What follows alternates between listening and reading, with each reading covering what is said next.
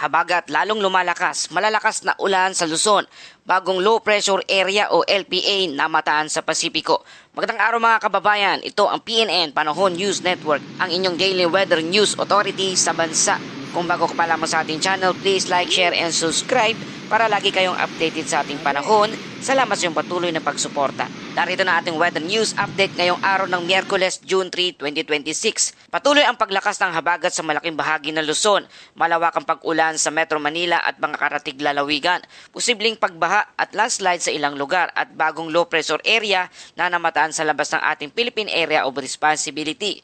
Ano ang posibleng mangyari sa mga susunod na araw? Mga kababayan, habagat ang pangunahing nakakaapekto ngayon sa ating bansa. Patuloy na pinalalakas ng southwest monsoon o hanging habagat ang pagdala ng makakapal na ulap at mga pag-ulan sa malaking bahagi ng Luzon. Ngayong araw, ang pinakamatinding epekto ng habagat ay naranasan sa Metro Manila, Pangasinan, Zambales, Bataan, Tarlac, Pampanga, Bulacan, Cavite, Batangas, Occidental Mindoro at Palawan. Sa mga lugar na ito, inaasahan ang paminsan-minsang pag-ulan na maaring maging katamtaman hanggang sa malakas.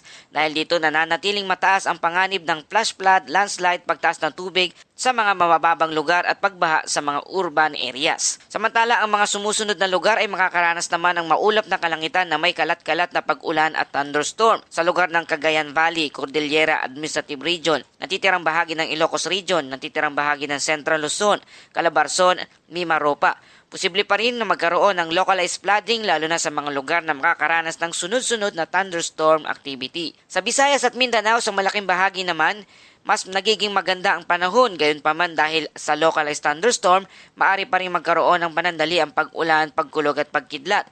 Thunderstorm sa hapon hanggang sa gabi, lalo na sa mga kabundukan at inland areas. Mga kababayan, isa pang mahalagang balita ang patuloy nating binabantayan. Ayon sa pinakahuling monitoring ngayong araw, isang bagong low pressure area o LPA 06A ang namataan sa labas ng ating Philippine Area of Responsibility o PAR. Sa kasalukuyan, mababa pa lamang ang posibilidad na maging tropical depression sa loob ng susunod na 24 oras. Ito ay mayroong low development chance. Magandang balita ito dahil sa ngayon ay wala pa itong agarang banta sa ating bansa.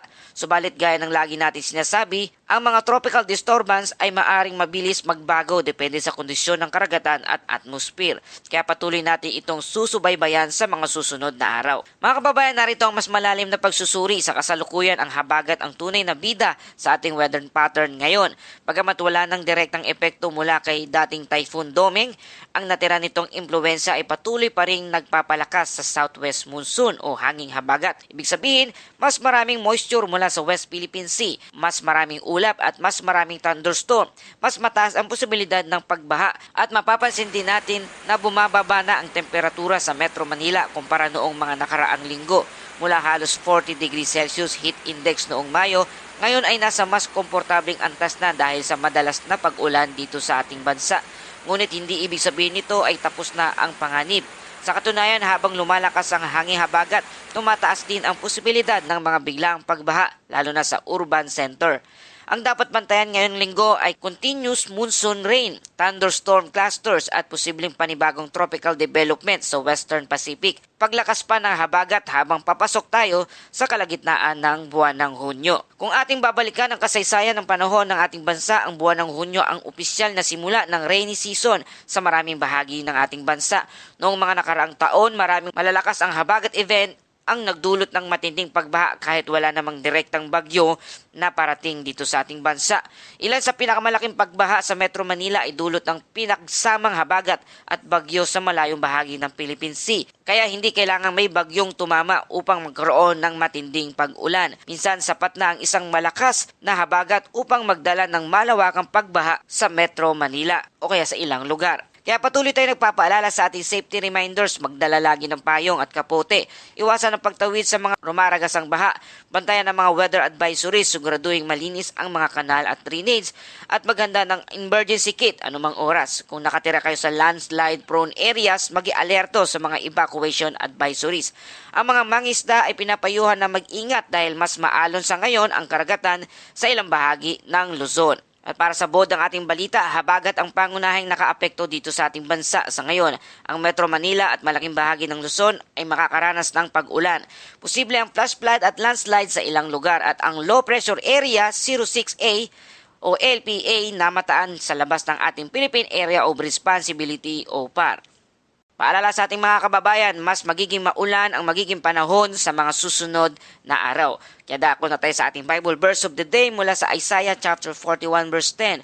Huwag kang matakot sapagkat ako'y sumasayo. Huwag kang mangamba sapagkat ako ang iyong Diyos. Palalakasin kita at tutulungan, aalalayan kita ng aking kanang kamay. Mga kababayan, tulad ng pabago-bagong panahon, may mga pagkakataon ding dumarating ang mga unos sa ating buhay.